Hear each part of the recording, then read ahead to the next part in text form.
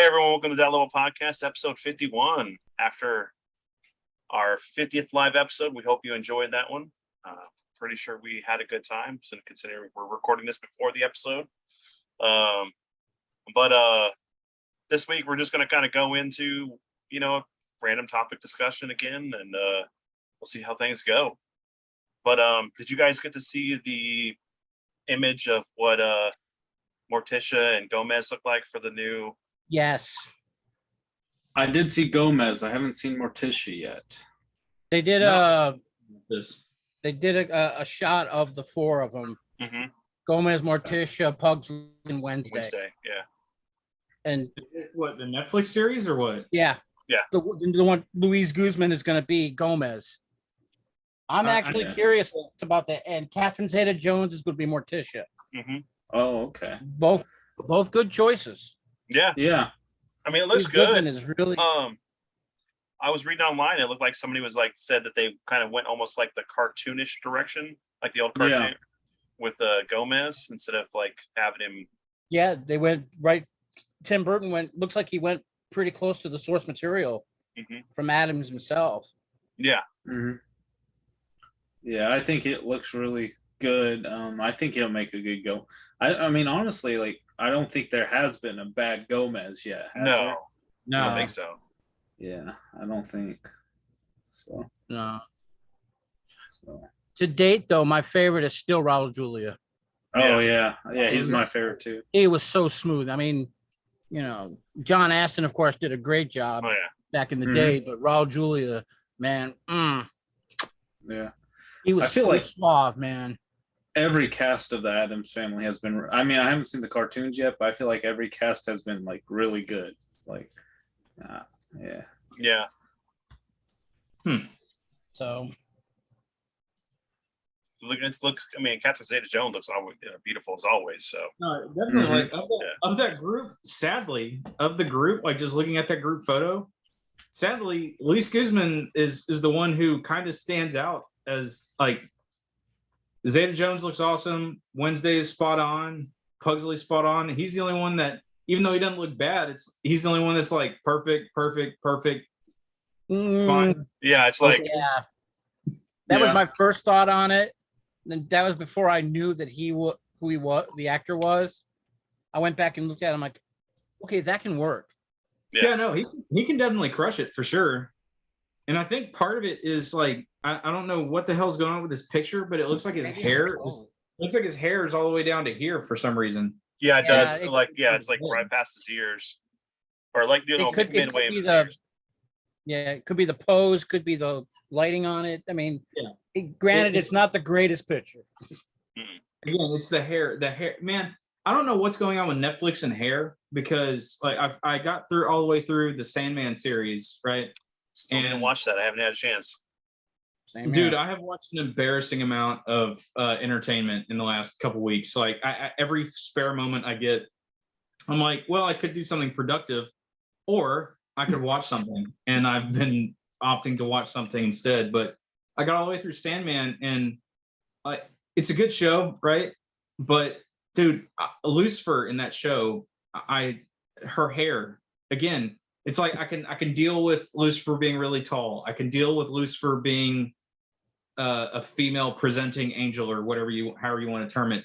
But the weird, super curly, all kind of in her forehead hair, it's distracting, and it looks nothing like Lucifer from the comics, and it just doesn't really strike me as, oh yeah, that's the devil right there. I believe it 100%. It just, the performance is fine, all that stuff. It's just visually not selling me. I'm not getting it. I'm sorry. So maybe Netflix just has a problem with people's hair. They have to pick one cast member, and they just say, you are getting the bad wig for this.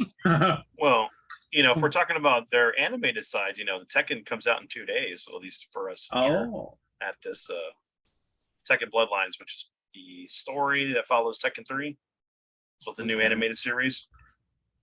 And I don't say the weird hairstyles, but you got Hayachi and Jin and Kazuya. Yeah. There's a few of them in Tekken, yeah. Yeah, there's a few of them that have some weird haircuts.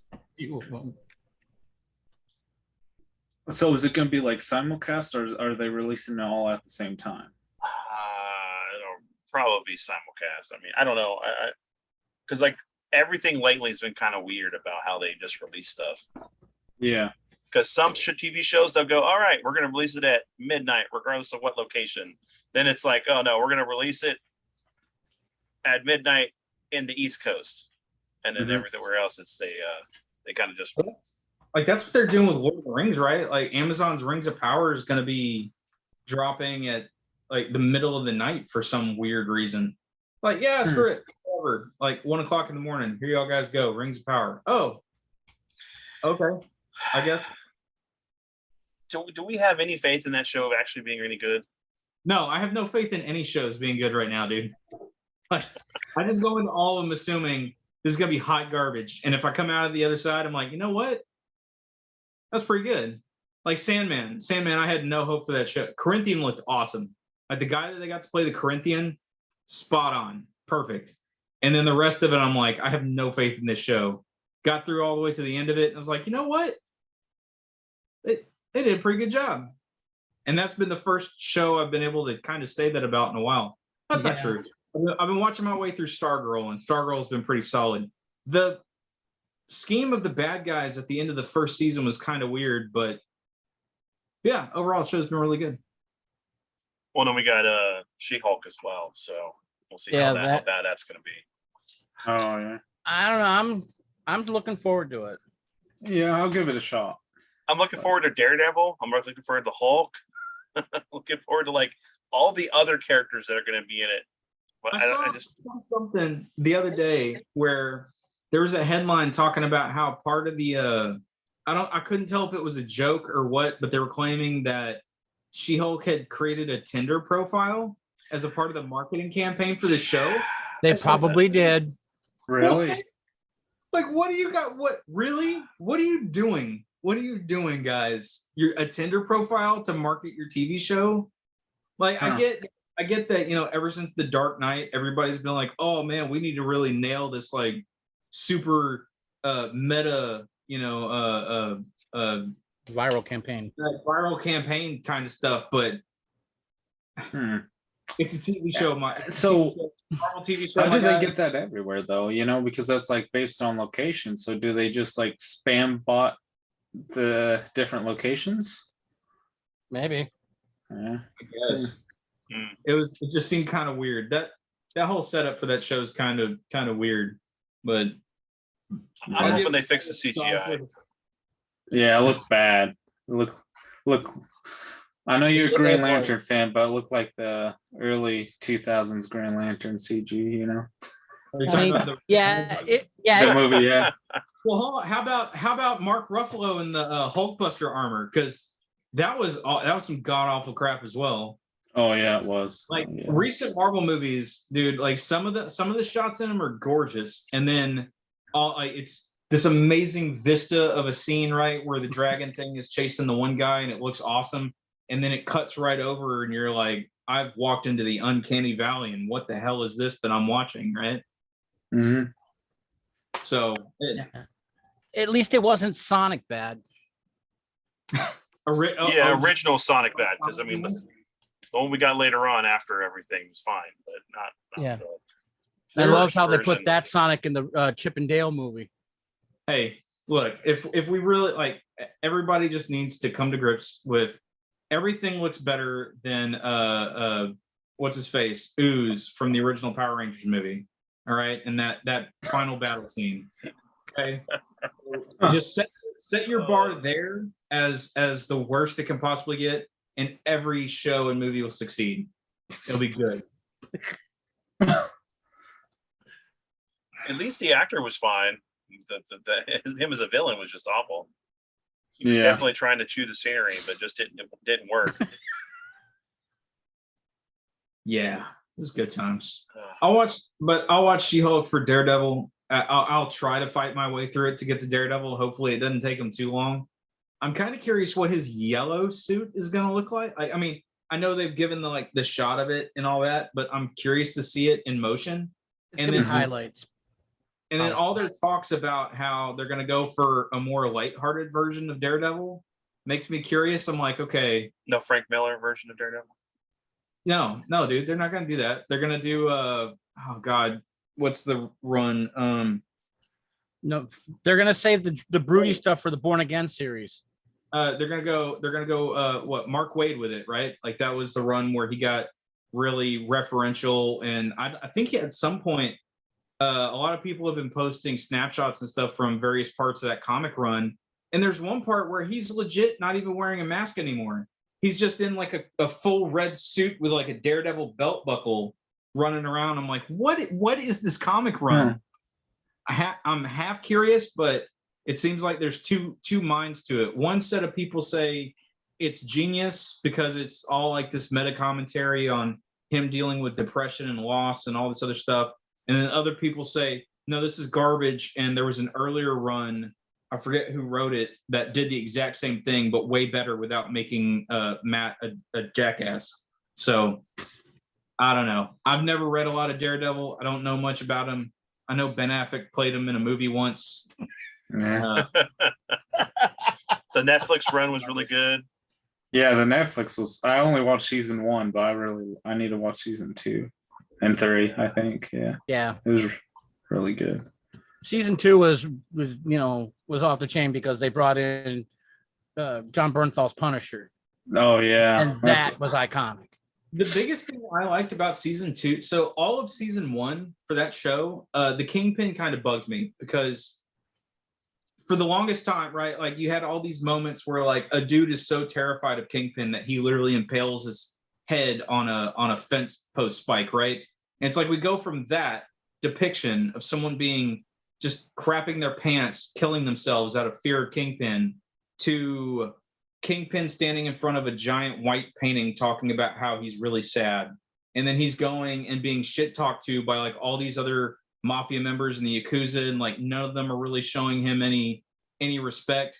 And I didn't really feel like Kingpin became 100% Kingpin in my mind until season 2 when he was in the prison and he just went full bore, like evil as shit dude. And at that point, I'm like, okay, we're finally at Kingpin, guys. We got it. We got our guy.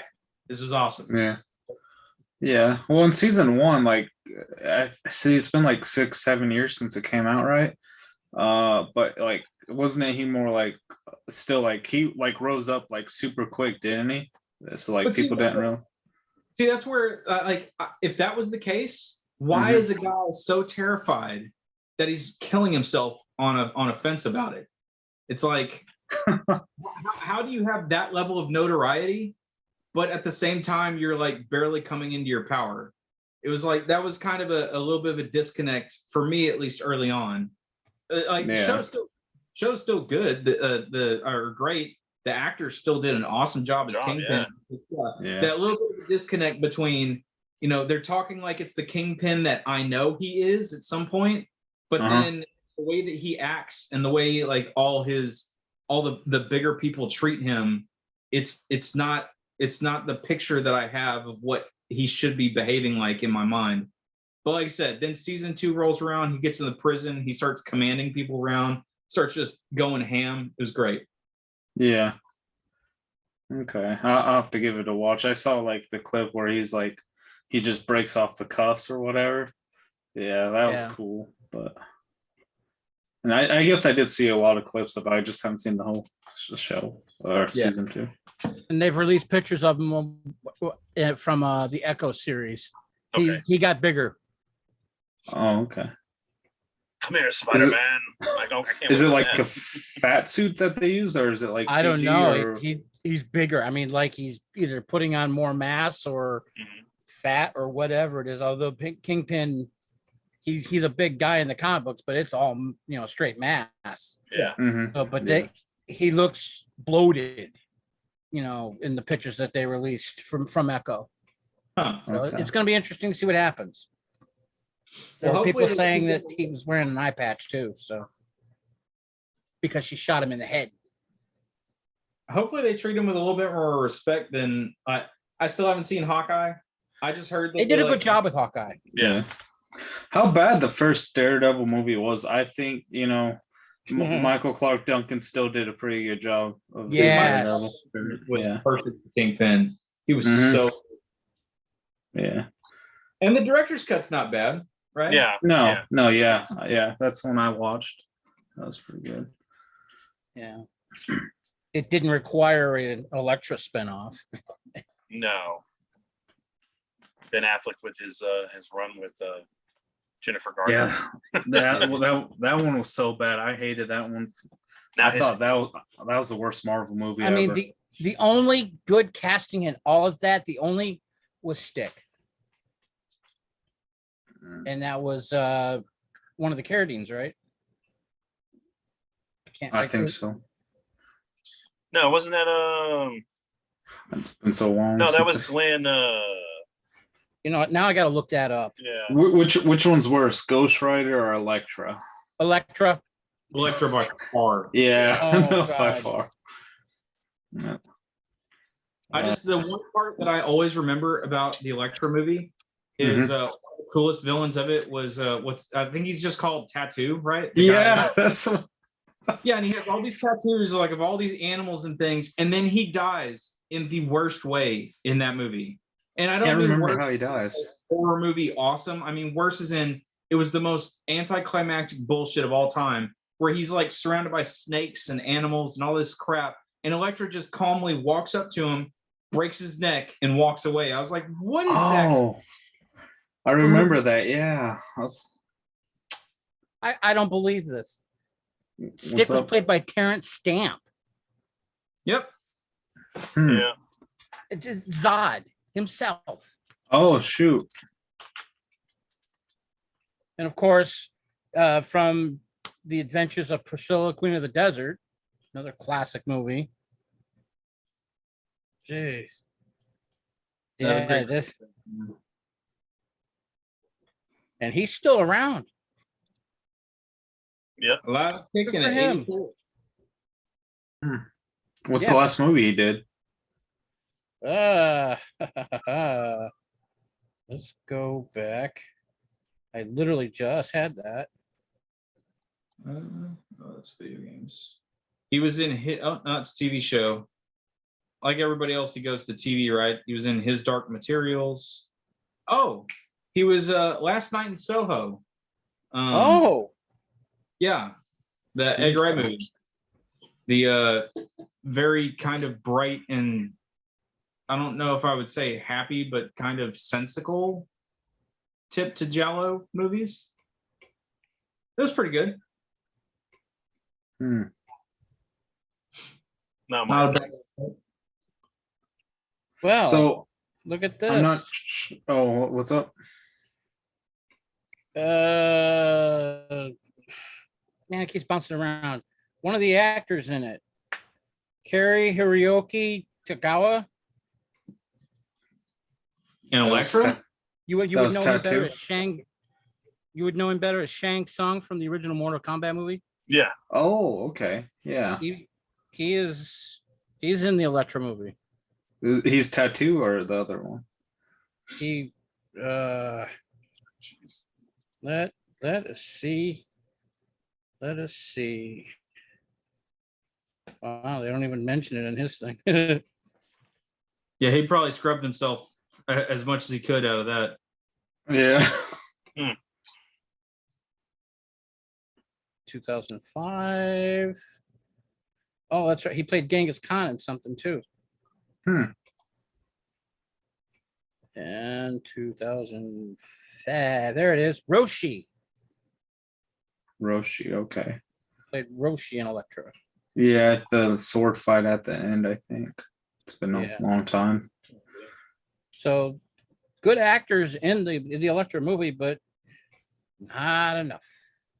Hey man, everybody gets a paycheck. Everybody gets a paycheck.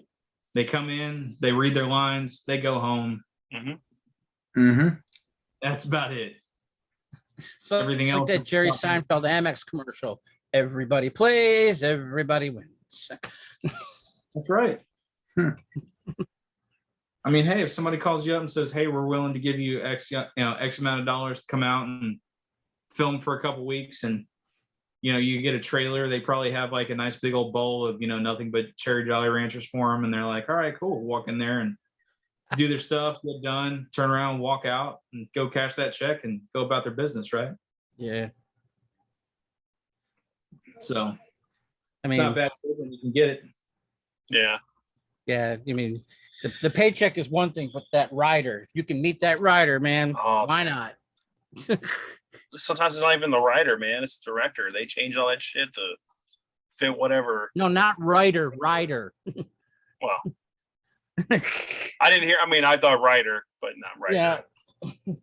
No, get the kid me. Some actors, if they don't get their riders, their special needs met, like he said, Jolly Ranchers. Same thing with some rock stars. If you don't meet the rider, they don't play. Yeah. In the ass. Yeah, I didn't like the Nick Cage Ghost Rider movie. The one thing that stood out to me from that was how much of a bitch that Blackheart was and how easy it went down. Yeah. Wasn't that Peter Fonda? And then he goes down quick. I was like, oh, okay, you ran out of budget. Is this also the part where like the cops show up and arrest everybody and haul you away? Like Yeah. the whole No, that was he played Mephisto. Oh, okay. What? Peter Fonda was. I thought he was. Played the devil. Yeah. In the first Ghost Rider movie? No, the villain in that was Blackheart. I swore. No, but we're not talking about the villain. We're talking about who Peter Fonda played. Okay, I got you. I missed. I thought Peter Fonda was Blackheart, but he was Mephisto. No. Yeah. I never watched. Yeah, all the fight scenes ended up like that. They all went out like bitches. Like they put up like a cool intro, then all of a sudden, like one move, they all get killed off. I never did see the second one. Right with There's three, isn't there? Two. It's only two. Okay. I never saw it either. The one thing about two that really just stands out in my mind for the worst possible reason was that long ride through the desert. It was awesome, right? Man on fire on a horse next to a man on fire on a bike on fire. Yeah. For like 10 minutes. Oh, wow. They wanted to get their money shot out of that. That was for the trailer. They need to make sure they got all of it. Yeah. Well, it's not like, as bad as Spawn, where it's like, oh, yeah, we have medieval Spawn for a period of time, and he just doesn't do shit. Yeah. There you go. Fine. Back up. Spawn might be the low bar that you need to set for your CGI. Yeah, that's true. That is very true. Oh, my God. I was just going to say, John Leguizamo was okay, but when the CGI took over, there was no saving it.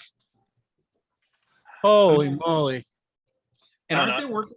They're supposed to be working on some new stuff for that, right? Yeah. Is it it's a whole new movie. Jamie Foxx is playing Al Simmons. I'm hoping this one's going to be a little bit more towards the comic instead of the goofiness we got with that first movie, man. That first movie was that was awful. I mean, John Leguizamo was not Violator at all. Wow. I mean, for what it was worth, he had what he could work with. Yeah, But- for what was written. There was just so much. It was just so much. I mean, Well, and they can't use. There's a couple characters they can't use anymore, right? They can't use Angela. They can't use Chapel. It was And the they one can't, originally they can't use Medieval Spawn, and they can't use who's his Merlin mentor dude? Cagliostro. Huh? Cagliostro. Yes, because Yeah, all four of those characters were Neil Gaiman, right? That was I think part so. of his run, and then all the legal bullshit that went on between him and McFarlane, and now like all his stuff is just scrapped. You can't use any of his original characters, which I think that's at least those four, if I remember right. Well, yeah, because Angela's part of Marvel now. She's part of the Thor's universe, or part of the world. didn't know that. Yep, she's in Marvel now. How does She's been there a while. That's weird. I know. Weird. I know. Comics are weird places. You don't really think about how, like, you know, back in the day when you had all the little indie groups that got gobbled up by everybody else, right? Like, what was the last big merger that you really saw a lot of the characters come over? I want to say probably DC Devouring Wildstorm, maybe. Yeah. Even though a lot of those characters haven't seen a lot of use ever since then. Like, they tried to give them. They gave Grifter a bit of stuff, but that was about it. Grifter had a solo series for a little bit. Midnighter had a solo series for a little bit. They did Stormwatch for about a cup of tea, and they put Manhunter in it, and then that went away. And then, of course, my boy Majestros gets no love at all. Poor Mr. Majestic, man. Nobody knows what to do with Superman. Nobody really knows what to do with Majestic. No, not at all. Not for a man that's going to just change the molecular structure of everything and restructure the universe. No. All to stop a giant universe devouring power that he knew they were going to be unable to beat. That what probably was coming there to give them things to bring civilization up. But no. Yeah. And what's funny is I think that same comic run, by the end of it, he became a literal god. Like, dude, I'm telling you, that comic run of Mr. Majestic is so insanely ridiculous. Yeah, it starts off with him saving the universe by rearranging the entire solar system. And then, like I said, by the end of it, I think he's literally a god. And then he gives up his godhood for some reason. I don't even remember why. It was they just said, hey, we're just going to do everything with this guy. And they did it. And hey, congratulations. It's a fun run to read. And now he's got nothing left to do except hang out inside of Teddy Roosevelt's big stone head. That is almost word for word your last description of me. Yeah, exactly. Yeah. A while ago. I remember it. Most of them. Apparently. Yeah. So have you guys picked up anything lately? I picked up Xenoblade 3. I haven't had time to play it yet. And I picked up a new, like, cheaper fight stick and another gamepad just in case mine breaks and whatnot. What about you guys? I haven't picked up squat. Except a pen to try and keep up with school. Well, and a baby, grandbaby. What we talked about last time. Yeah. Talked about that last week. Sir, I don't remember when the last I got this, but I picked up the Devil in the Blue Dress with good old Denzel. Mm-hmm. It came out and I've watched it, and I was hoping it was going to be so much better, but there was Green Lantern's Beware My Power. How's that one? It made me sad. So there we go. The simple way to describe it is they did way too much in a movie that's just a little over an hour long. Oh wow, not even an hour and a half. It's longer than I thought. It's 87 minutes. But they're doing John's origin, which in this John's origin is really Kyle's origin, because they're also doing the destruction of the Corps. So you have the death of the Green Lantern Corps, the origin of John Stewart, and they're doing the Rand-Thanagarian War. So you've got the Hawks versus Adam Strange and the Rhonians. And then in between all that, you've got Sinestro and Hal showing up. And it's a mess, man. Like, sounds like it. There was some cool ideas and things that they played with. But the way that the Corps goes down in that movie, they go down. It is the biggest bitch, like, just death of the Corps I think I've ever seen. It's literally just one person shows up, does one thing, whole Corps dead. I was like, really? You're not gonna, like, show fighting in the street, like a little montage of, like, fighting through the streets, taking people down one by one, going up, blowing up the battery? No, we're just gonna go straight to everybody's dead. No, we got to keep this train going, guys. We got to get. Well, if it's less than 2 hours, man, they got to, like, I know, figure out a way to write that plot to just fit whatever they want within that short period of time. that's why you dial that shit back, man. If you're gonna do continuity, be damned. And leave Hawk Girl out of it, right? Like, it's cool seeing Hawk Girl. It's cool seeing Adam Strange, and it's always awesome to see the kind of, you know, underrepresented characters popping up. But if you see and hear more of them than you're hearing Jon Stewart, and this is Jon Stewart's movie, it's like you got a problem. Like, when he's kind of he's just sort of like standing in the background half the time, while Hawk Girl and Adam Strange are talking all in the foreground and doing all this stuff. It's like, oh man, this is a great Adam Strange movie. I appreciate. Oh wait, no, John's back there, and he's gonna show up like, hey Ring, how do we do this, that, or the other? And the Ring's like, well, you just got to push X to doubt. And he's like, all right, we're pushing X to doubt, and then it goes on. So, like, the effects are cool, the voice acting's all right, but yeah, they were cramming 50 pounds of shit into a 5-pound bag. So they should have made it a 12-episode season or a show. They could have. They easily could have. Yeah, because there's like they try to set up this whole mystery because they try to set up this whole mystery of you know, who destroyed the core, and then who's setting the because the Thanagarians and the Ronians were trying to make peace, and someone screwed that up, so that's kind of what set them off to war. So there's all these little mysteries in the movie. And then whenever you get to the end, when it all gets revealed, because they had to rush to that point, it's not very satisfying. And it has easily, by far, the worst deaths of main villains I think I've ever seen. Just the lamest shit I've ever seen when it comes to, hey, we're going to kill off the main villain. It's like, oh, okay, that's what basically every superhero movie does for the most part, with a few exceptions. And that's how you're doing it. That's how you're putting this guy down, basically off screen. Cool, appreciate that, guys. I really do. Y'all are great. Really enjoying the, you know, really feeling the love here. So swing and a miss. It was just swing and a miss. I was sad. Well, considering you said like it has Kyle's origin, it means they made John a artist and stuff. No. By Kyle's origin, I mean Ganthet shows up on Earth. Oh, okay, yeah. Because the core has been wiped out, right? Ganthet shows up on Earth, but instead of Ganthet giving him the ring and kind of guiding him around, Ganthet starts talking to him, and then Ganthet dies, turns to dust, and then the ring comes out from Ganthet's remains, goes onto John's finger, and now John's the last Green Lantern, right, in existence. And he's, by the end of it, you know, he's trying to go out and rebuild the core and all that good stuff.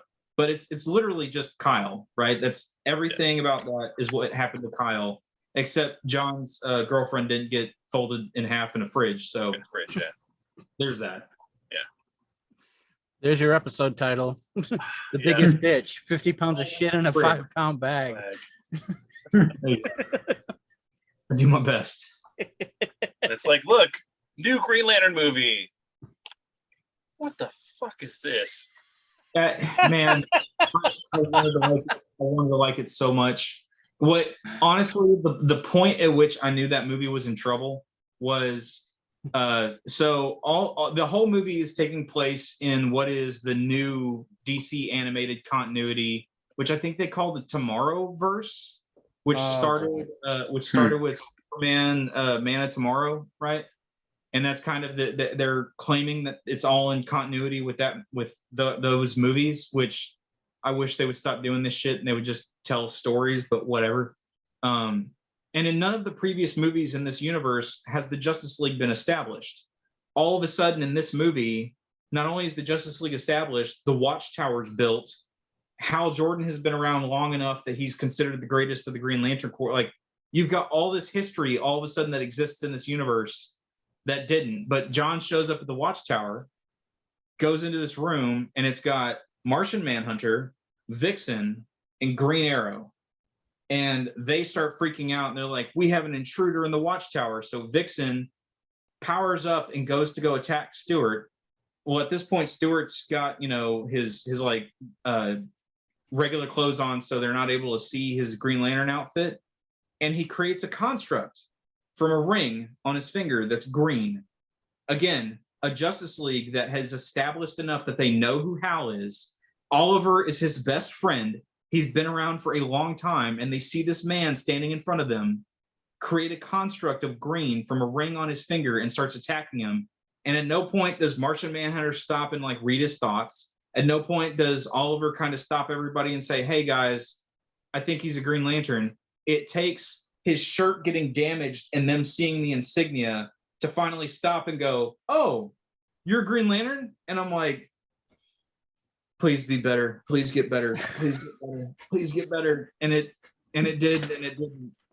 And I was like, who do y'all like? That's the saddest part about DC, right? Aside from all the nonsense going on with the live action stuff, but like their animated material, dude, you couldn't go better. You couldn't find better than the DC animated stuff, you know, that we grew up with. Like, yeah, all the Batman the animated series stuff, Superman the animated series, Static Shock was really good. All the Justice League stuff, Young Justice. I wasn't the biggest fan of the Batman, but there's a lot of people out there that really love the Batman. Batman the Brave and the Bold is good for what it is, right? It's a pretty hilarious show whenever you get right down to it. Yeah. Like so many good animated shows, and their animated movies were killer, right? Mm-hmm. Like that's because they were adapting some of the best storylines. Yep. Their comics, right? New Frontier is a fantastic movie.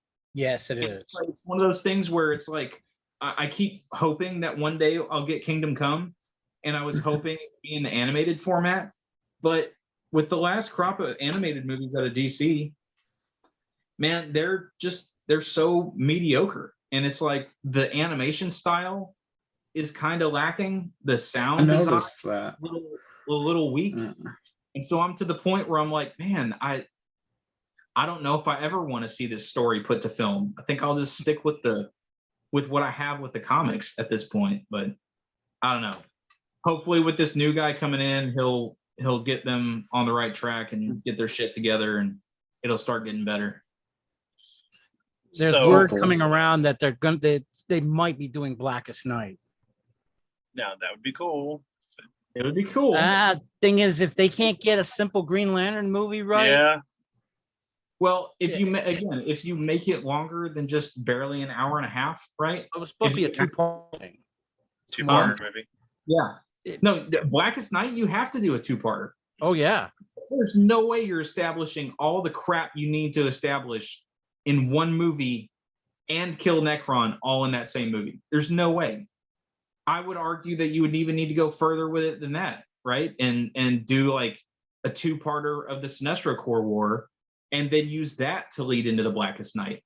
Because there's a lot of buildup in Sinestro Corps War that kind of plays into the Blackest Night. Like that's where the Black Lantern comes from. It's the body of the Anti-Monitor. Where did the Anti-Monitor come from? Well, they beat his ass in the Sinestro Corps War.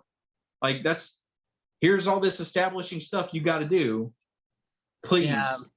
But of course, you would have to go all the way back to Crisis to really establish who Anti-Monitor is. True. Yeah. You could do it like they did in the animated series, right? Where they did a great job in the Green Lantern show of establishing the Monitor without all the back history of Infinite Crisis. Like they did it a little bit, but they established him really well, and they used him extremely well in that series. So you could go that route with it, but you have to establish some level of this stuff. And right now, I don't know who all they've got writing this crap and what kind of history they've got with it, but man, it's rough. It's rough in these DC streets, man. Which, something we're going to bring up hopefully in the 50th episode, or we did bring up in the 50th episode, who knows? So, one of the things I did pick up, and I just want to bring this up, is that I picked up Time Bandits, and I watched it with Edward and Anna because they'd never seen it before. And they loved it, but they got to the point at the end where it's like the second ending, when he comes home and everything, and like, I don't understand what's going on. And I was explaining, the theories, what was originally going to happen if they got the second movie out. And I talked about the whole thing of like it originally was going to be a second TV series that kind of continued on the journeys of the kid and all that stuff. But yeah, they loved it. I was planning to sit down and watch that movie the other day. Like I was scanning through. I was thinking I was going to sit down and watch it, and then I saw that Idiocracy was on Amazon Prime, and I don't know why I was thinking of that movie, but I went downstairs and I asked Amber. I was like, "Have you ever seen this movie?" She goes, "No." It's like, well, I know what we're watching.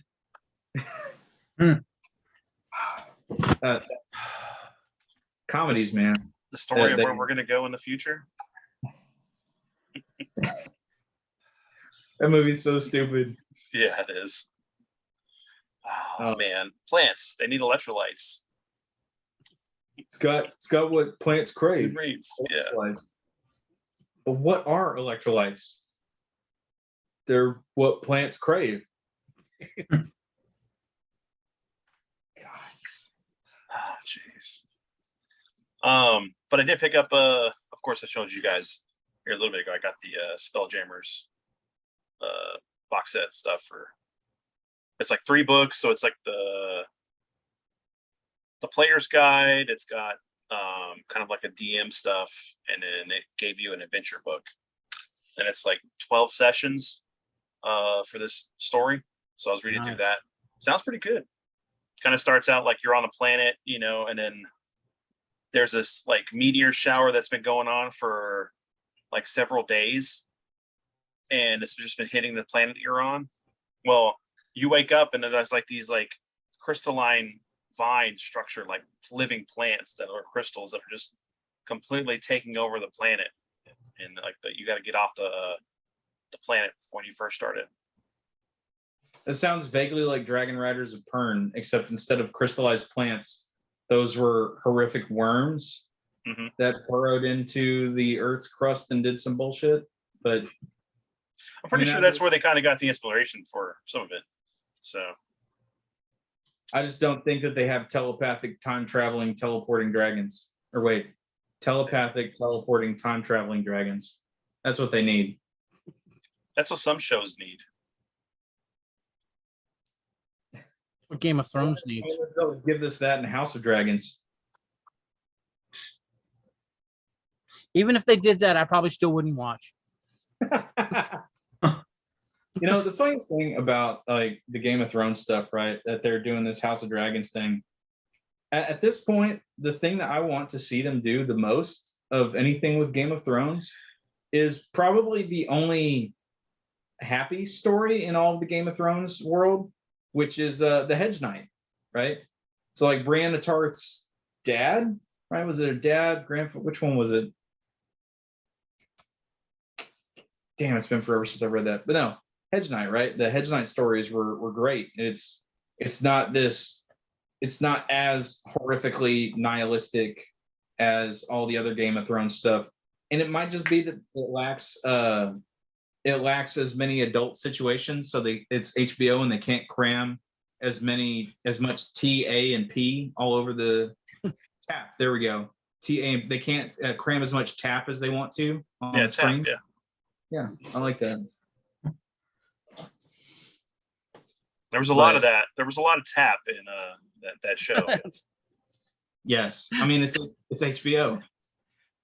If you've never seen there's that video that I think College Humor did, where it went around and it was showing all these people, and it was these younger people, and they were talking to their friends, their family members, their like grandma, all this stuff about, I'm doing, I got this part, I'm in this scene, and they start describing the like most degrading, degenerate adult acts people can have with one another. And the whole time, the people they're talking to is just like looking horrified, looking at each other. Do you hear what they were? And then they finally like go, wait. Are you telling me that you're in a porn? And they look and they go, what? No, I'm on a show on HBO. And they're like, oh, thank God, yeah. And they all start celebrating and stuff. Dude, if you've not seen that video, go look it up. It's like, it's not porn, it's HBO. Go look that up. It's hilarious. They're in the Aristocrats. No, I mean it literally. I can't describe all of it, but you got to go watch that video. Yeah, it's some funny shit. So Di, since you're back from Evo, you want to talk about your experience and how everything went? Oh yeah, it was pretty good. It was my first time going to Evo. I really had a good time. A lot of good people there.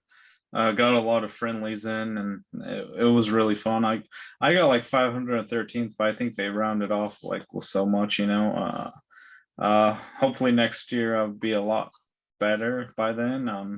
I know I'm going to do some more local tournaments, at least tournaments closer, so then I get more in-person practice as well as online and whatnot. But yeah, the first time going to Vegas is pretty good. I think next time will be a lot better because I'll be more aware of where to go and what to do and more things to see. And hopefully I drive next year, so then I could go to all the retro game stores and thrift stores and all that stuff. So yeah, I mean, it was pretty good. I think it was a good event. Overall they had some vendors there, not as much as I thought there would be, but yeah, there was plenty of stuff to do and plenty of people to talk to. So yeah, it was really fun though. I really am glad I went. I wish you guys could have gone, especially you, Vince. But hopefully you get to go next year, man. That's the plan. It's definitely going to happen. You, Gabriel, and all that. So whoever else wants to go. So yeah. You said that you competed in not just Tekken, right? But you were also trying your hand at Guilty Gear. Yeah, I also did Guilty Gear because I just signed up. I wish I did King of Fighters too, because there's time to do several things just for fun, I guess. They even had like the Universe game, which I don't even know how you signed up for that. It wasn't on the main website. I think you just had to know it. But I heard the prize pot in that was pretty expensive, but you had to have a partner because it's like a 2v2.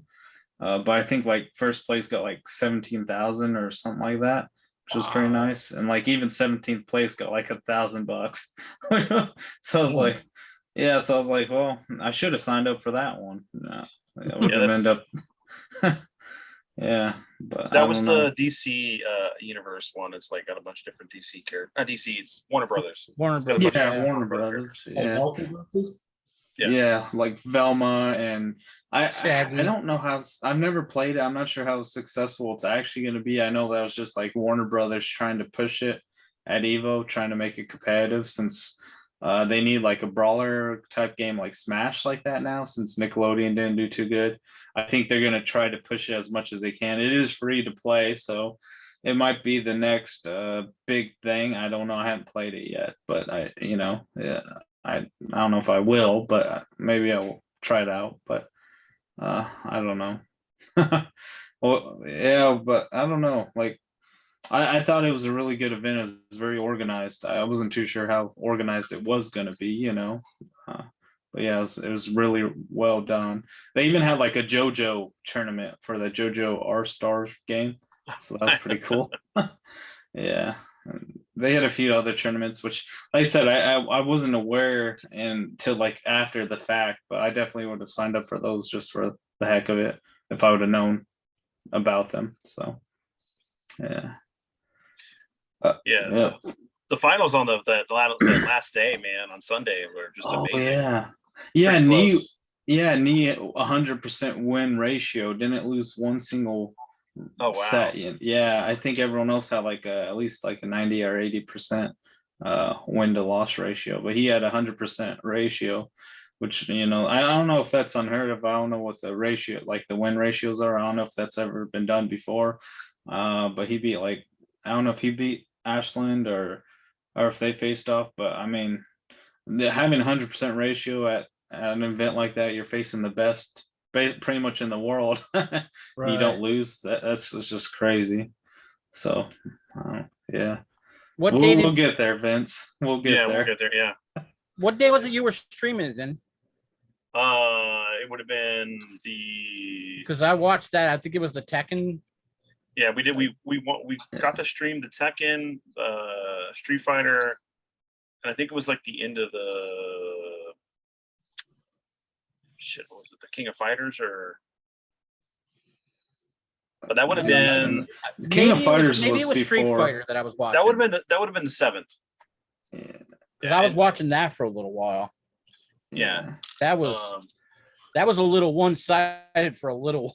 Man, Yeah. we almost had what's his name? IDOM win it, dude, for US. I know, that was so close. It was crazy. I thought we all thought he was gonna get it, and then that was crazy. Yeah. It was good games though. Like it was like really hyped and all that. So I still need to go back and watch the Guilty Gear final 8. Yeah, I need to watch that too. I watched a few of them, but I need to finish the whole thing, Mm-hmm. Yeah. I don't think anyone won it on a steering wheel this year though.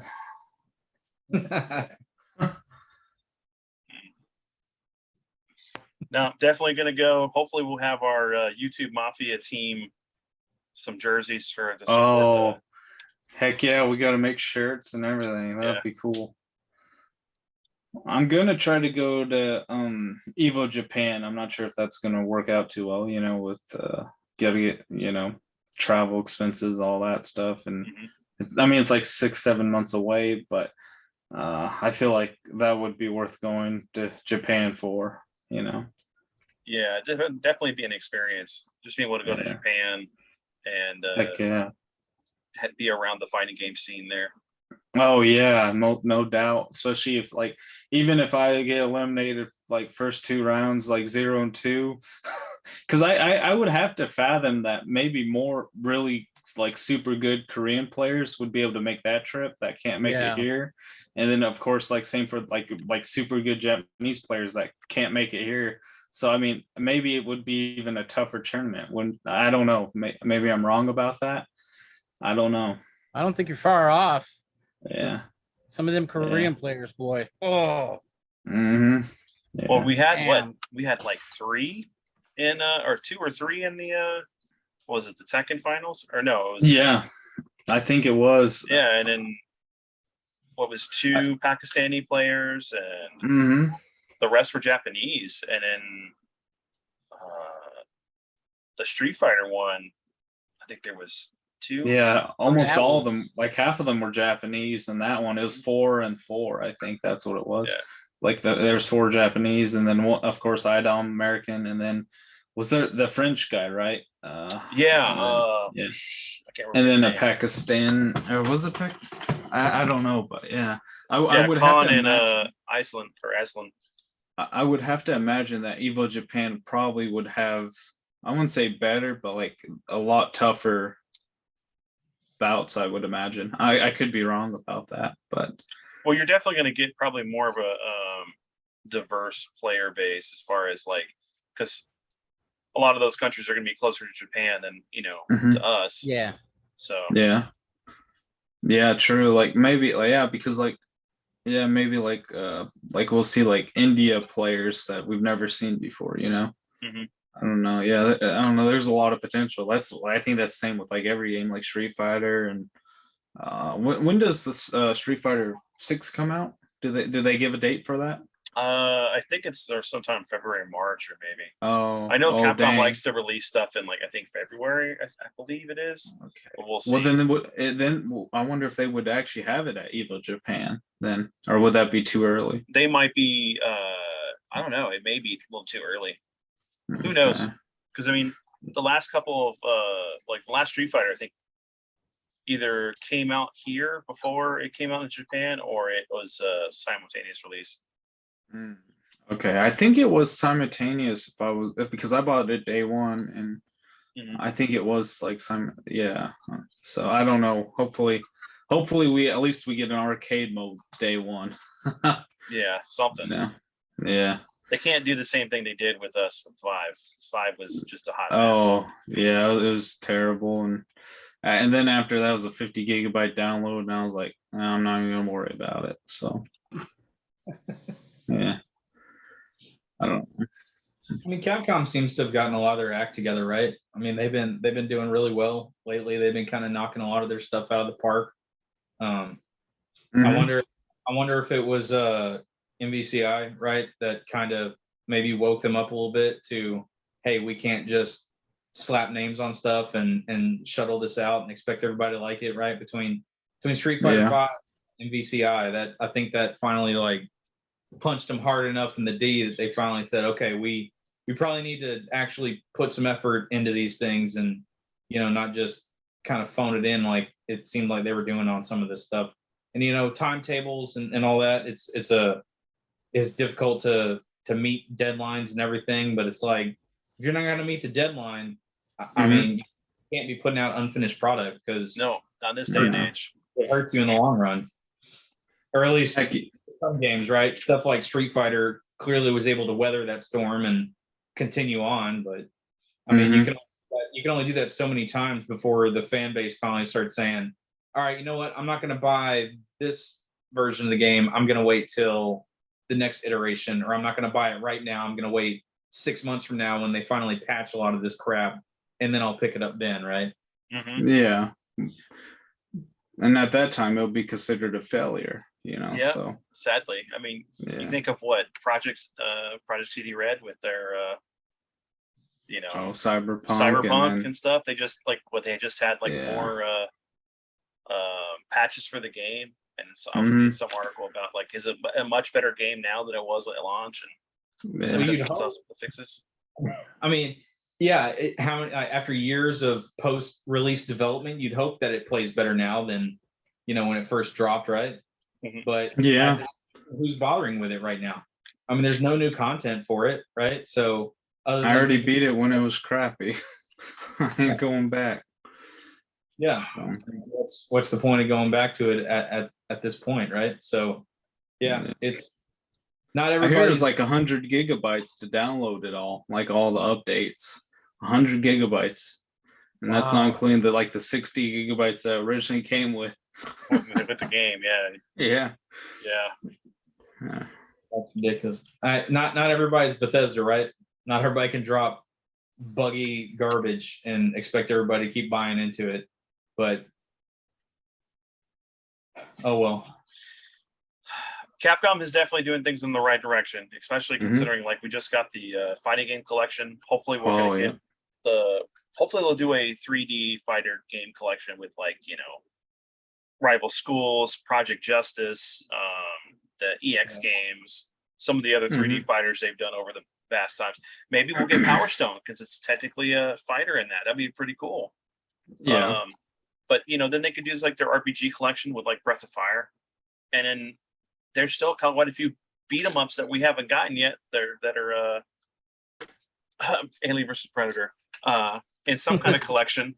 I don't. That's the one beat 'em up I don't understand. It's like how hard is it? Is it really that big of a licensing issue that they can't get their hands on it? Like, it blows me away that it's taken this long to try to. Has there ever been a re-release of that game?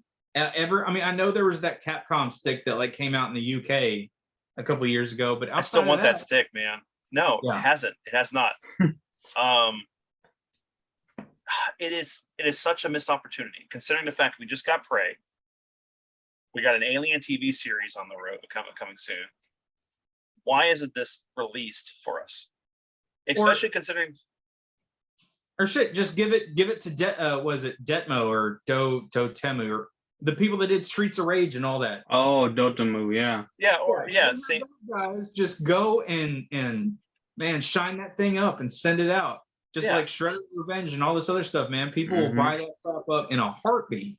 Well, could you imagine a sequel where you play as like colonial Marines and then like different predators and stuff, and it's like, and dude, 4-6 player. Oh yeah, make it 4-player. They have to make everything 4-player now. Well, and I've already talked about this before because I've talked about it when I've streamed. But come on, man, this company needs to pick up the rights to do another X-Men game. 6 players. You know, you could do the whole 90s crew, man, from the animated series and have them go on an adventure. Since the original X-Men original X-Men game was based off of Pride of the X-Men, that the pilot that would have been the X-Men series that we would have gotten if it had made it. But could you imagine though that game? Yeah, that would be freaking cool.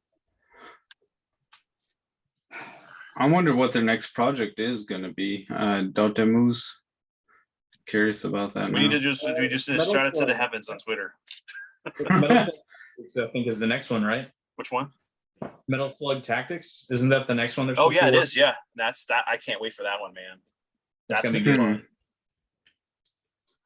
Anytime we get a Tactics, and then what was it? I know it's not them, but like Square just showed some stuff for Tactics Ogre, the remaster for that or the remake.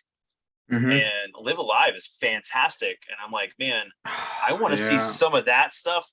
Like use that to remake like that engine to remake like Chrono Trigger, or like do a touch-up version of Chrono Trigger, or we still have Tactics being remade or something.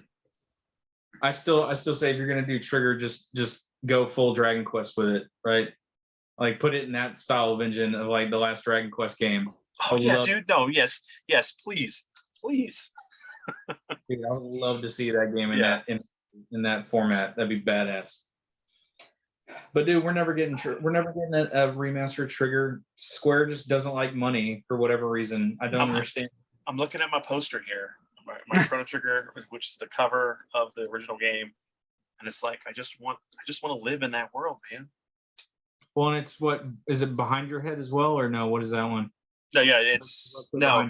This one over here is the fight with Magus at Magus's castle.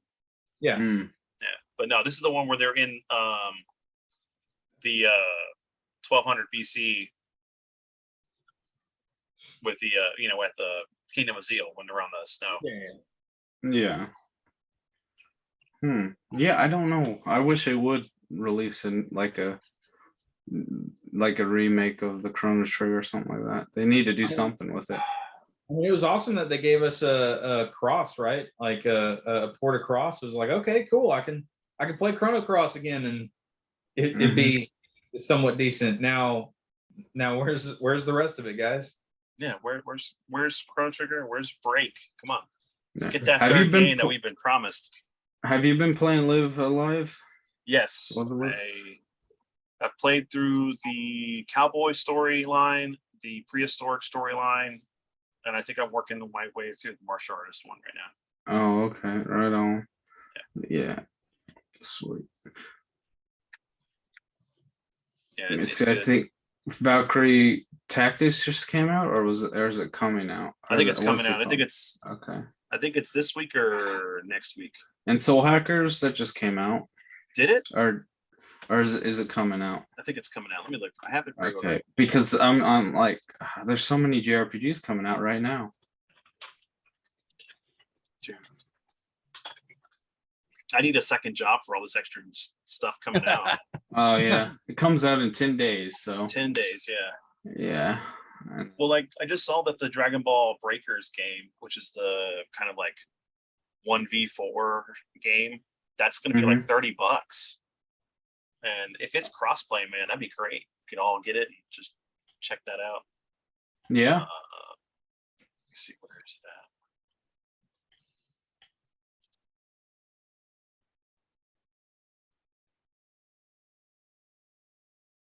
at? Are there any other games that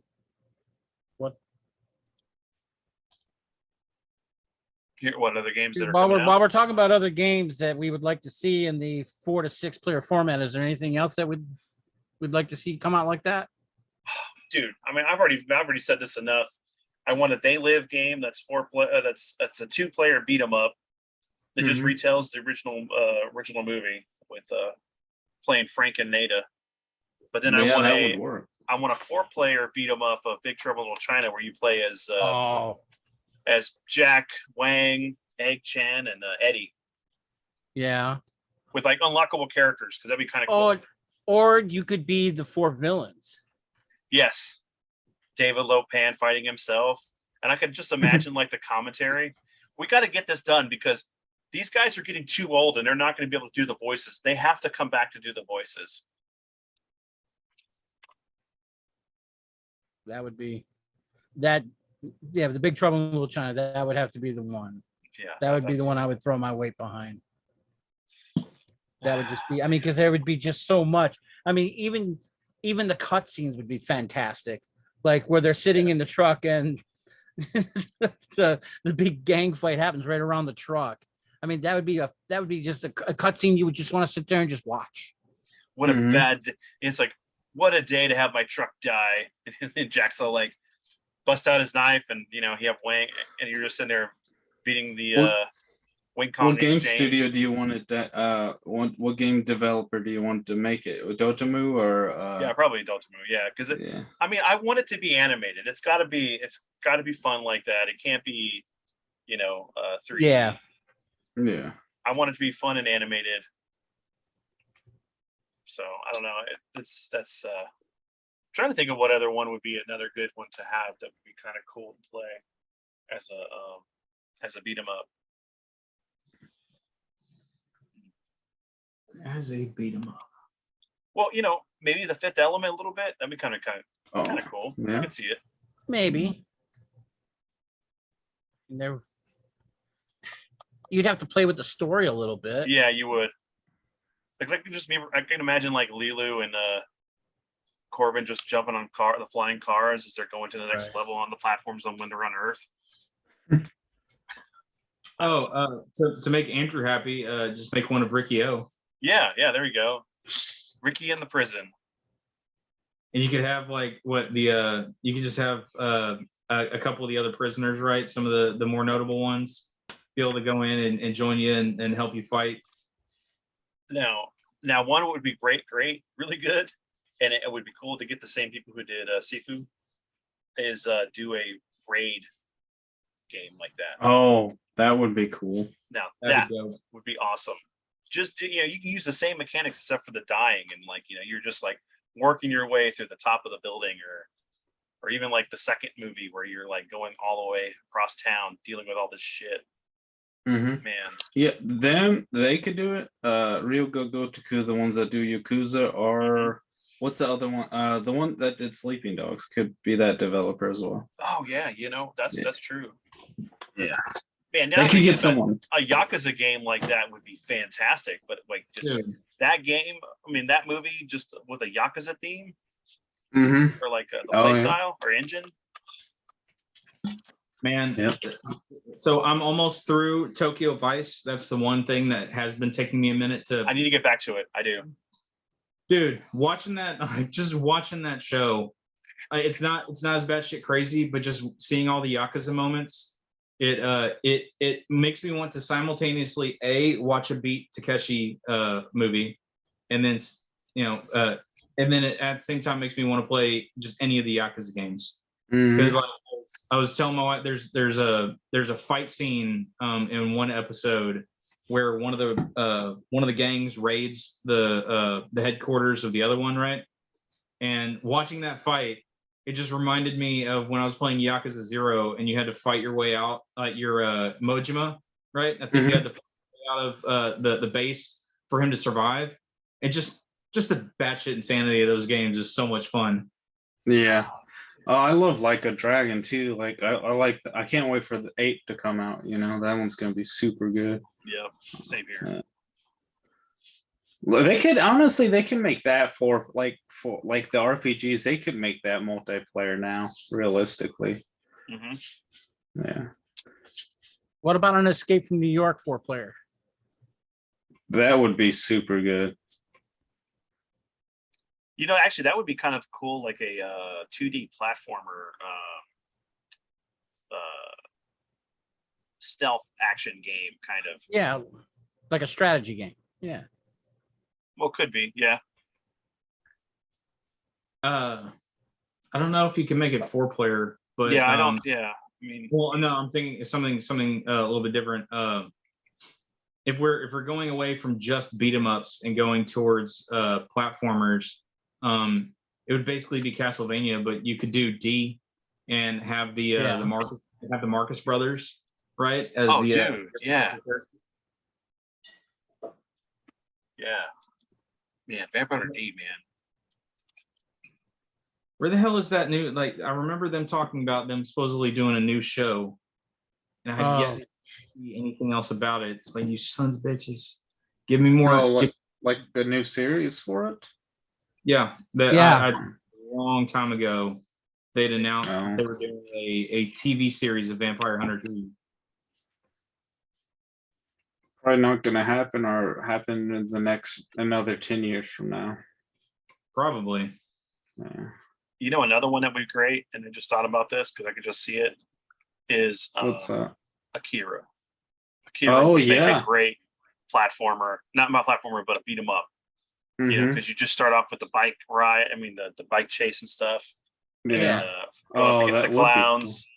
You know, yeah. That'd be, honestly, I think any really good like you can make that like a beat 'em up. You can make that like a 3D game, whatever. But like exploring like Neo Tokyo, that would be yeah, freaking cool.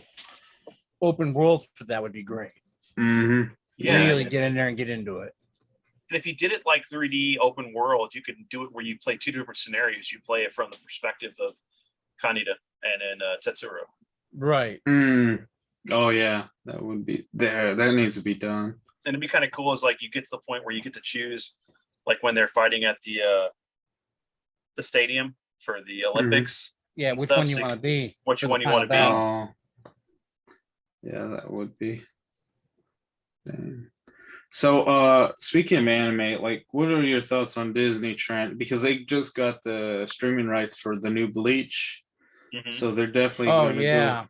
Yeah, thankfully they don't have creative rights, just streaming rights. So I'm not too really worried about it. I know, like 10 years ago, whatever, 11 years ago, they were trying to, on their extension channel, Disney XD, they were trying to do anime stuff. So they've always tried to dabble in it.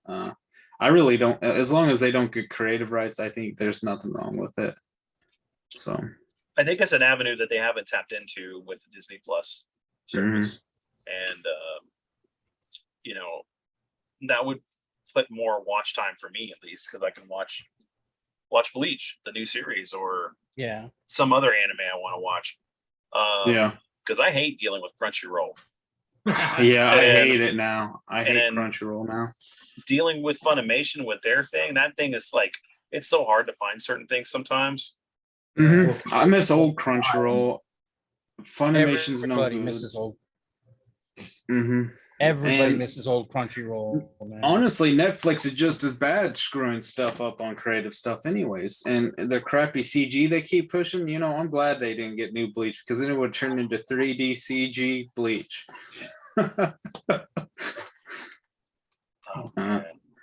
Yeah. So, I mean, honestly, Crunchyroll is just as bad now. Like when they try to do their own exclusive stuff, like they tried the CG stuff just as much as Netflix. So it's like, honestly, what worse can Disney do right now, especially if they don't have creative rights, you know, just get streaming rights and that's, you know. Let the people that know how to make these shows make them, and then you can just distribute them and call it a day. Exactly. Yeah. All right, Di, I got a question for you. Yeah, what's up? Have you heard about the Ruby versus Justice League movie that's coming? Ruby versus Justice. No, I'm not too sure. No, it's one of the next series of the DC animated movies that's coming. Really? As in Achievement Hunters, Rooster Teeth, Ruby versus Justice League. Ruby. Oh, okay, that Ruby. I haven't heard of it. But that should be interesting. Maybe I don't know how that's actually going to work. Honestly, I don't know. They announced it at Comic-Con, and I don't know what kind of animation style they're going to use in that.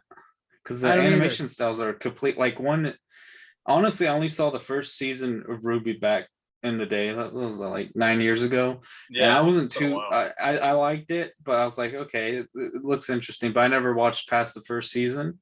And the animation always put me off, even back then, for that, because it was kind of the same kind of CG stuff. You know, it actually was better. It looked better artistically, but it's you could like even the background people were like shaded, you know, they weren't even detailed. And so I was like, okay, it looks interesting. I wonder where they'll go with it. I never caught up with it. I know it's still really popular. Like if you go to conventions, you'll see a lot of Ruby cosplayers and stuff. And it's sad the creator did pass away. It probably would still be going on, most likely. Mathium. And you know, I don't know how that's actually going to connect or work, but I'll give it a watch and see how it goes, I guess. I don't know. Yeah. I think they're just trying to do a lot of crossovers just to do crossovers now. They have to, they're just trying to push it like. Yeah. Again, I don't understand this need to, like, it's like to get people hype, right? They go these weird avenues to try and get people excited for these things, and it's just like, guys, just go and tell a good story that looks good, right? Make something that looks good. Make something that looks good that doesn't look like trash when it's moving, right? Because hey, still images are great, like what you said, right? Ruby, I remember the first couple times I saw stuff for it, I was like, the character designs, all that stuff for it looked pretty cool. But then again, like what you said, you go into it, you start watching how everything moves, and you're like, oh, this is kind of bad. And like kind of like I haven't watched it yet, but like I wasn't too keen on the new Ninja Turtles, right? The Rise of the Ninja Turtles or whatever it was. But when I saw the trailer for the, whenever I That's saw ugly, dude. That trailer for Comic-Con, yes. Like so I gotta send that to Die so we can see it. It's amazing. Okay. Dude, like the trailer for that movie, I saw I didn't know that was a thing. I thought that show was dead, right? I thought that thing was gone.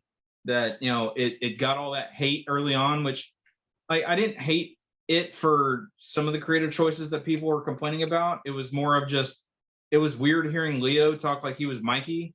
It was weird hearing Donnie kind of talk like it was like everybody was Mikey except for Raph, and then Raph was the leader.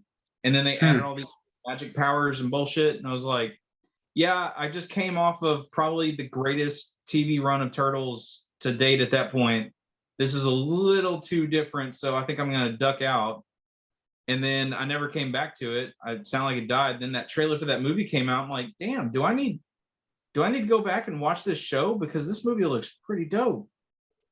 So like stuff like that, right? Just make something that looks cool, awesome, that draws people in, and we'll be willing to go watch it. Stop doing this interconnected universe bullshit with everything, and just do good movies. I don't know why we've gotten to this point where it's so hard to do good animation for good movies with good stories and fun characters and all this stuff. It's like, where have all the good writers gone? So that's a good topic, and we may need to really kind of focus that on another episode. Maybe I can get my dad on. Now, I did want to bring up an idea. What if, would have been cool as if like the Buzz Lightyear movie was actually a Green Lantern origin movie with that CGI work. Could you see it? Well, it's like what I said leading up to when Lightyear was coming out, right? I consistently said Lightyear looks like a pretty solid sci-fi movie. I didn't understand why Buzz was in it. And if you could absolutely use that look, that kind of visual style to do Green Lantern. You could do Earth 1 Green Lantern to where he's already out in space. He's doing all the space mining stuff instead of him being a test pilot and all that stuff. You could easily do that kind of a story with that kind of style, but they were scared if they didn't put Buzz in it, it wouldn't do good, because then they would be like, well, what's Lightyear?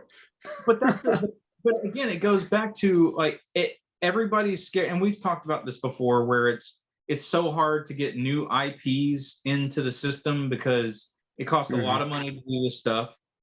Hollywood's scared to shit that they're not going to have something that's going to, make them money. Yeah, you don't know if it's viable.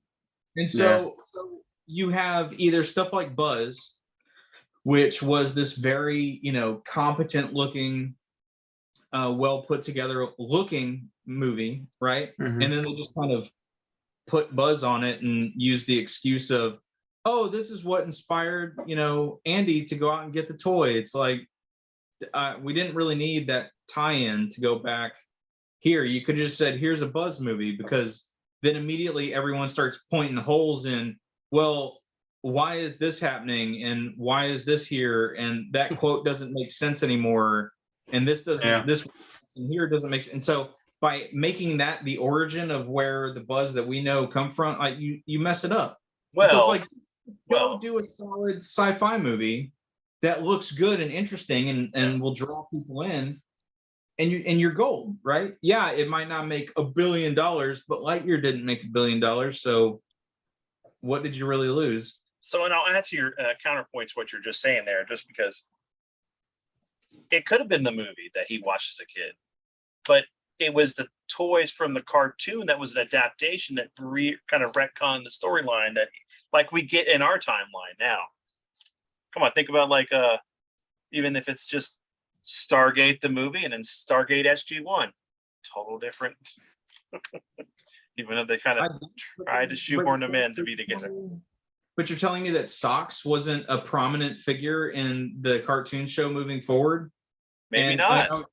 So your dad and I got off, like, whenever we wound up spoiling the movie for everybody in the Facebook group, he and I went off and started having our own individual conversation. And your dad pointed out, he's like, well, maybe Andy's mom just couldn't afford to, to get Buzz and Socks. And so she just got him Buzz because, the kid had enough toys. And I said, you know what? I'm creating my own headcanon now. I think Buzz was Booster to Socks's Turbo Man. I think that's why. But then it doesn't make sense with the commercials because everybody was excited for Buzz. But I don't give a shit. I think Socks was Turbo Man and Buzz was Booster. So yeah. And it's when he just gets Socks in Toy Story 2 then? Right? Again, it creates all these things. Yeah, weird retcon, yeah. Where you're like, but this doesn't totally fit in with the lore that y'all have established to this point. But everybody wants all the Pixar movies to be, again, this interconnected universe where everything's got to be together. I feel like they were trying to do that for a while though, even before a lot of stuff, because like if you think about it, they always had Easter eggs and like kind of like content, like little slight continuity. Yeah. And so I feel like they've always tried. I think that's just a Pixar thing, and everyone else just did it faster. So it now looks like they're just trying to copy the thing as well, But it was like what made Easter eggs and all that so much fun was spotting it, right? Yeah. It was that was one of the things that being a DC fan I loved about the Constantine series, because every time you would go into the House of Mystery, you could kind of look in the background and spy, oh, there's like Psycho Pirate's mask, and you could see different references to all these characters. I don't actually need to see any of those characters show up on screen. It's just cool whenever it's always cool when they do little nods, right? When they just acknowledge, hey, here's a thing for a character that exists in this universe. Whether or not we ever show you this character, we at least show you that, hey, we know about them and they exist. And that way, they don't ever get the chance to ruin them. Mm-hmm. So, there's that. And it's just, it really gets to the point where you start bogging yourself down. It's like what happens to comics, right? That's why we have reboots every so many years now, because they bog themselves down so hard in this continuities that they create, which is good to have continuity for the stories to be able to tell these grand epics and all. But if you can't weave together, like DC, if you can't put together your grand epic, then just tell individual goods. Like, I don't give a shit if Henry Cavill is the Superman in Shazam. I don't give a shit if Shazam is the same in Black Adam. It would be cool because I would love to see Shazam fight Black Adam at some point, but I don't need that. I don't care. And it's like everyone's become so spoiled because of Marvel, thinking, oh, well, like all the bullshit that's going on with Flash and Batman and Batfleck and Robert Pattinson Batman, all of a sudden everybody's confused. Wait, where's Batfleck fit into the Pattinson Batman universe? It's like, how about we just go back to the days when we had Sam Raimi's Spider-Man, right? We had what's his face? The X, we had the X-Men, and it's like you could dream about those two coming together, and oh man, how awesome would that be? But we still got really good, solid stories out of what we got. Right, Singer. That's what I was trying to think of. No. That he's not great with his X-Men. He didn't know anything about X-Men. Those X-Men movies were horrible. Okay, I'm sorry. Matthew Vaughn's X-Men, right? So it's like getting to see those things. It's like I appreciate trying to weave this epic tapestry, but I just kind of miss being able to go in and watch a movie for the sake of that movie and not have to think about there's baggage that goes along with it. Fit into the overall narrative of everything, right? Like that was part of what bogged down Doctor Strange. Yeah, I can't keep up with Marvel stuff anymore. That's just too much. Dude, it's ridiculous. Yeah. And with I was trying to read up on Kang, and he sounds so weird. There's like a million versions of him. Some of them are good guys, some of them are bad guys, some of them are neutral guys. Somehow he never gets affected by the grandfather clause of time travel, but that's also because Marvel time travel is weird and doesn't really work like that. So it's just it's alternate time and alternate dimension Kangs and all this weird shit. So I'm like, okay, are they gonna try and use Kang to like reset the MCU, maybe to a degree? Could be. Try and New 52 created up to this point. I don't know. Kevin Feige said that Jonathan Majors as Kang is going to be doing a lot of the heavy lifting, and he's confident that he'll be able to do that. He said that a few weeks ago, that his casting of Jonathan Majors as Kang, and knowing that there's so much that's going to be put on his shoulders for the whole multiverse thing, he's confident to be all right. So, I just don't know shit about this villain, and like I said, from what little I was reading about him, it is so confusing. What the hell is going on with this character? Like trying to get my brain around. Okay, so a younger version of him is a hero that goes by a completely different name, who fought and killed a future version of him. But all right, whatever the MCU, I'll pay some attention to it and see if they make some sense out of it and I can follow.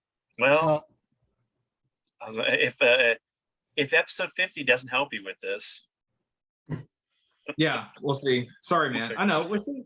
This is the problem. We get into this. That's why I was like, yeah, I don't know what we're going to talk about. We'll try and get into some stuff. And hey, this is the time travel stuff, man. We're in the present, but this is going to be in the past, but in the future. So it's going to mess with this should be the episode title. How timeline and media and pop culture affects everything. We are the we who remain. Yeah. We're doing time travel about as good as Marvel did in the end of Infinity War. I'm sorry, Endgame. I just don't know who Cap is going to be handing his shield to, and turning out he was a complete dick because he left Bucky in that prison for all those years. But whatever, it's fine. Yeah. So are you guys going to see DC League of Super Pets? I'm going to pass on it. Yeah. When it's free somewhere, I'll probably check it out with that word, but it's not a must go see at all. No, I'm good. I'm good. DC's where my heart is, but I could give less of a shit. Hey everybody, look, it's Superman's horse. It's like I don't I don't care. I'm sorry. Like my daughter, I've shown, like, she's seen the trailers and she's kind of interested, but at the same time, we've been watching a ton of Stargirl and she's way more into that than Super Pets. So did you ever watch Crypto, the cartoon? I only watched a few episodes. Oh God. Yeah. No, I don't care. Oh. But you were saying that DC animated series were the greatest back then. Well, that was still, but he pointed out the good ones. I did the good ones. He didn't say they were. He said they were on point. They didn't say that they were all on point. Yeah, it's like the old 40s Superman serials were great, right? They're really good. Yeah, Super Friends, and the Super Friends can be pretty rough at times. Oh my God, it's just top. This one guy gave a breakdown where he showed the intro of the Super Friends. I forget which series it was, where you see them going across the screen. Oh God! There's like 3 versions of Batman. It's like here's Batman flying ? Here's it was like I don't remember if it was the Bat plane or if it was legit like the Batmobile flying. And it was like, wait, wasn't Batman is it chasing after him? Like, is it trying to catch him before he falls? Like, what did Superman just throw him, and now the Batplane? The He's all like, seat. all right. It's so like those shows could be rough, man. They're fun. Like, again, Samurai. Challenge of the Super Friends is the reason why Green Lantern is my favorite superhero. But you go back and try and watch any of that stuff now, and you're like, what the f- is going on? Solomon Grundy won pants too. I just showed that to my kids. Like, I thought I'd shown my daughter that because, again, watching Supergirl, Solomon Grundy's in it, and every time Solomon Grundy would show up on screen, I would quote that exact line. And then my daughter's like, what is that from? And so I showed her the clip. I found it online and showed it to her, and we all just started laughing. Brainiac, what is it? I just want some pants. A decent pair of pants. Solomon Grundy want pants too. The sad thing is like that is just going to be completely missed by a whole different generation of kids, because we don't have that magic of Cartoon Network at that point in time, or Adult Swim, Toonami anymore. Yeah, it's sad. I can dig deeper and find another rock that finds something that's worse than the old Super Friends cartoon. This goes way back. All I gotta say is when Captain America throws his mighty shield. Oh my God! Yeah. All those who oppose his mighty shield must yield. Wait, is that the Red Brown movie where he doesn't become? No, this was animated. This is animated. It was the original motion comic back in the 60s where they took stills and just moved the stills across the. Yeah. Wow. Because there was an Avengers, there was Iron Man, there was Thor, and there was Captain America.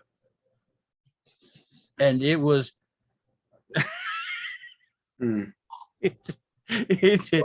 wow. I mean, yeah.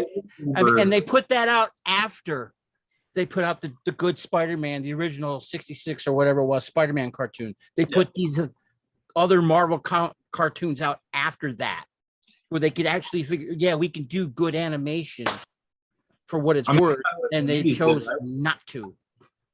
I mean, that's kind of what the 90s did, right? We got Spider-Man and we got X-Men. And then somewhere in the back there was that Hulk animated show. And then there was Iron Man. Oh, there's Iron Man. And it's like nobody talks about or remembers those two shows. They existed though. Other than the toys. Everybody's all about the toys, but they don't remember the shows at all. What, the Agents of Smash one there? That was Disney though, right? That was by the time they got to Disney, that was Disney XD. All the whole stuff.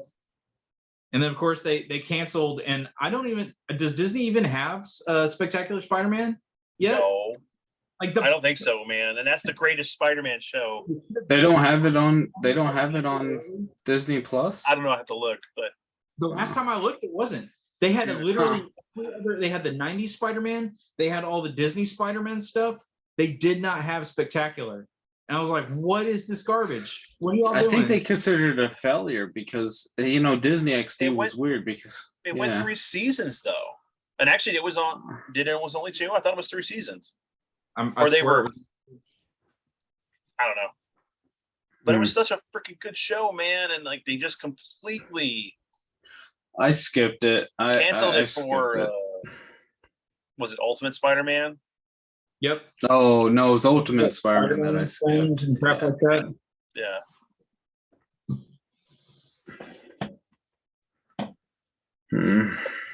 It might have been only 2 seasons. Now think about it. I thought it was 3, or they were in the works of doing a 3rd season, and it got completely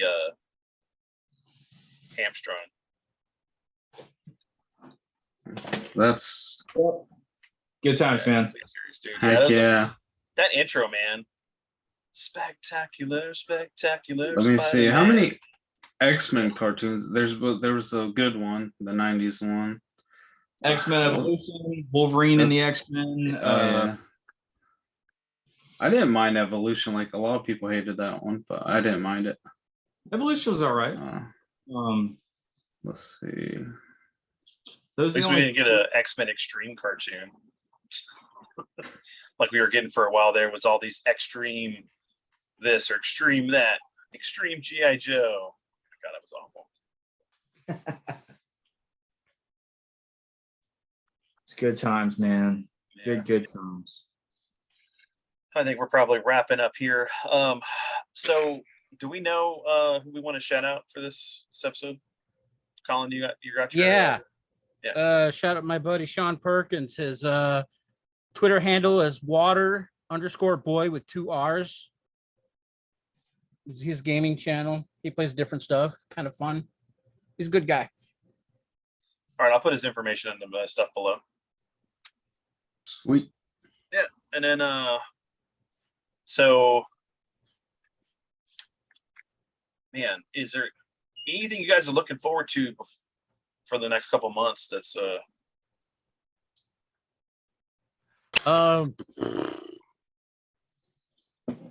or you know what? What's something you can recommend to the audience? It's just do something different here. Movie. I got something I can game. recommend to the audience. Oh hell yeah! This could be like another 2 hours. Yeah, I know. No. This is really easy. Go to your favorite podcast app and do a search for the Audio Adventure series. There are 5 episodes up currently. I put them out sporadically. They average from 11 minutes to 15 minutes long. And it's an immersive, full audio, full cast drama experience. The Audio Adventure. The Audio Adventure series. Okay.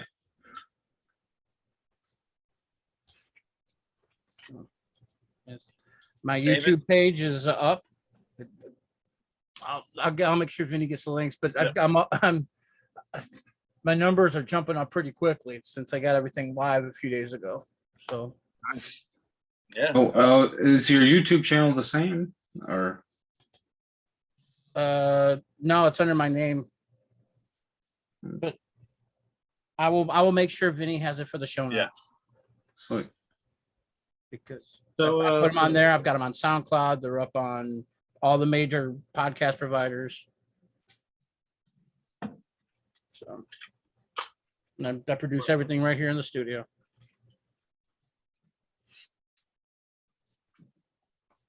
So that's what I got.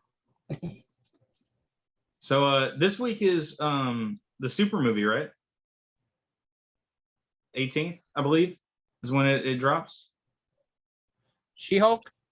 No, I don't give a shit about that. Dragon Ball Super, I think the movie. Yes, is, yeah. Oh. Holy crap, it is. I gotta look at the. Damn it! I gotta The get my 18th tickets. If it's Yeah. Oh the yeah, 18th shoot. Hulk drops. So that's I think at my theaters you only get like 2 showings. I mean, yes, She-Hulk, super excited. Gonna watch. I'm gonna watch that. I'm gonna watch as much of that as I've watched of your Groot shorts. Friday. It's Friday. Friday. 19th. Friday. Very I good. gotta The look night at. is we can't tell people to go to the movie on the 19th. Oh shit! Well, hey, in the past on the 19th. Don't go to. Remember, this is the time travel episode. So yeah, it's time. Oh yeah, Also we are pretend who remain. the future. So it's dude, it's like got multiple yeah, shit, I gotta get my tickets for it. But AMC 8, Regal Theaters, Marquee, Tinseltown. Heck yeah, I gotta get my tickets because me and my buddy Jeff will go. So we're telling you not to go to a movie that isn't coming out yet because we haven't got there. But by the time this is out, it will already been there. Which already means there. you have already been there. Since we can't tell you not to do it, but you've already done it because we're going live. Okay, hold on. David, you can explode now. Okay, let me pretend like I'm in the future again. Let me pretend like I'm in the future. And, no, everybody needs to go watch She-Hulk. It's the greatest TV show that's ever been put to film. The extra day that they gave the CGI artists really good. It gave them all the time. Everything's cleaned up. It's fantastic. The dialogue is amazing. All the humor lands.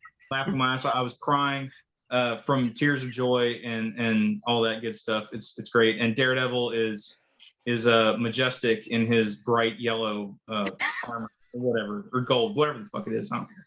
And don't go to her Tinder page. It turns to a big fiasco. Yes. No, you absolutely should. Go find her. Go find her on Tinder. Swipe right or left. Yeah, I guess. So The password is Moon Knight. Moon Knight. Guys, like, what am I stepping into?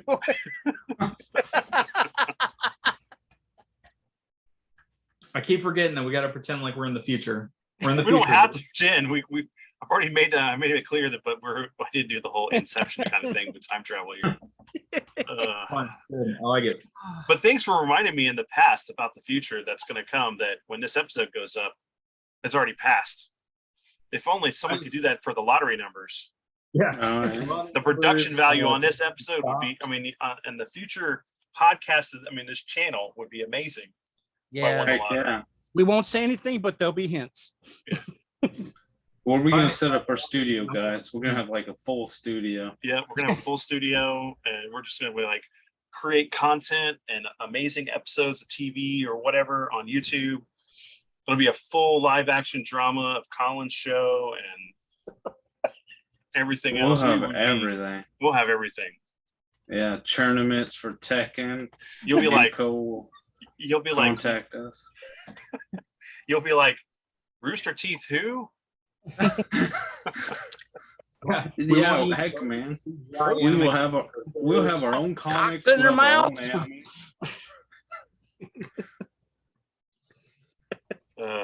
We have too good. So, all right, Di, you want to add anything to recommend for somebody to watch or check out? Yeah, for people at PSN, they could check out Stray. That's a little fun game. Xenoblade 3, if you have 200 hours to waste. Yeah, there's a lot of good things, but yeah, just have fun and yeah, I hope you enjoyed the podcast. So yeah, and I hope you didn't come watch a live stream and skipped on and watched Dragon Ball on Saturday. Yeah. Damn it, this is like, this is gonna be hard, man. I'm not gonna be able to see the movie now because we got the live, but I should have thought this out better. I was like, hey guys, episode 50 is gonna be here, but I'm not gonna be here. I'm gonna be watching the super movie. Jeez. The whole time you just turned like, your chair's just sitting there. We're like, hey guys, he'll be in the theater with his phone. Sir, are you recording the movie? No, I'm recording myself watching the movie. Yeah, exactly. Yeah, it's live reaction video. Damn it. Well, you know what? There's an earlier showing, so I could try to make that. There's one at 5:00. Yeah, but then that'll be. It all depends. They need you to work extra. Yeah, tell me about it. Like, hey, there's a critical issue here at the warehouse. We need you to come step in because your coworker can't make it. Yeah, and there's 10 tickets. Yeah. No. Something I'm going to recommend. Two things. Either check this out if you haven't. It's fantastic. Art style, music. It's a great experience, and I wish we'd have got this on the Super Nintendo back in the day, but this is a good alternative. Nice. The other thing I'm going to recommend is that I've just recently picked up the first 2 volumes for Fist of the North Star, the manga, and they've been slowly pulling those out, and they're nice little hard book collections of the original series, and they're pretty cheap on Amazon, like anywhere between $14-15 to $20. So, and there's only, I think, 5 issues out right now, or 5 collective books out right now, volumes, and the next 2, 6 and 7 are up on pre-order for September and December. But yeah, that's what I recommend because I love that series, at least the original movie, and I remember watching the anime. So it's very violent, kind of crazy. Made me think of it made me wonder of this wasteland that's doesn't have any water, how they grow anything, right? So what are they eating? I guess they're eating other people, right? But they're eating all the bits that Kenshiro goes around blowing up. Yeah. He creates a buffet of little meat particles. Just a little seared on the edges. No. Everybody knows that cockroaches can survive the nuclear apocalypse. So they've just been breeding tons and tons of roaches that they then and they mash up into like paste and then form it into different looking foods. So is it like Demolition Man? This rat burger. This is the best rat burger I've ever had in my life. So it's like the whole thing with roaches. Yeah, man. For the futures. And if you want to talk about anime and manga, I still think that one of the most horrific anime they could potentially do that I would watch and be grossed out at constantly because of the manga was disgusting was oh crap. No. Damn it, now I don't remember it. But it was all about Japan had come up with an alternative food source, which were these weird little like carapace looking things that the whole bottom of them was just a mouth. And they solved world hunger, or they solved hunger for Japan and also pollution by taking all of their garbage and feeding them to these organisms that would eat it all up, and then they would freeze dry them, and then they could convert them into biomeat. There we go, biomeat. And they would convert them to foods. And I don't think they can do it now because it's a little too close to home with the nuclear reactor thing. Because there's an earthquake that causes one of the trucks that's shipping off the freeze-dried biomeat to break down, and they get out and they just start eating everything and everyone, and they multiply. Like they asexually reproduce. So they just start spreading across the entire town and start killing everyone. The manga is terrifying, and it's pretty good. So yeah. There's your reading. All right, there's your reading material. There's a movie, a game for you, some entertainment when you're traveling, and some predictions for the future. And a movie I can't see because I'm doing the 50th episode. But everyone, we hope you enjoyed this episode of That Level Podcast. Tell us down below what you've been watching about, and any questions or comments or whatever about anything we talked about this episode. We will catch you later. Have a great one. Peace.